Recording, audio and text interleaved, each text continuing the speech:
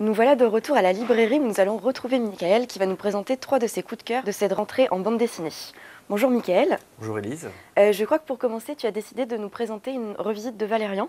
Exactement. Valérian, revisité, réinterprété par le scénariste Lupano et Mathieu Laufray au dessin. Notre duo d'agents spatio-temporels doit faire face à la bévue des 3 Shingouz qui ont, à l'occasion d'une partie de cartes qui tourne mal, perdu les titres de propriété de la planète Terre. Les auteurs nous proposent un récit qui est percutant, drôle, sans oublier le trait, le dessin de Laufray qui est léché et flamboyant, donc à découvrir sans modération. Merci beaucoup pour ce conseil. Et ensuite, je crois que tu vas nous présenter Le meilleur ami de l'homme.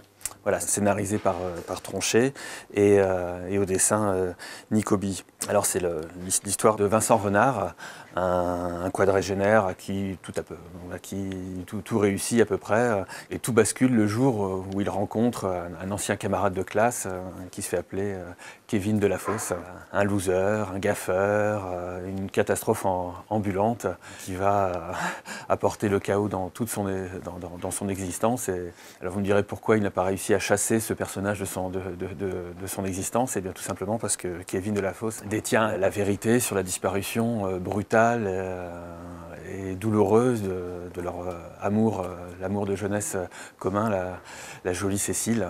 Les auteurs nous proposent un récit qui est drôle, avec beaucoup de quiproquos et en même temps très émouvant. D'accord, nous sommes pressés de le découvrir.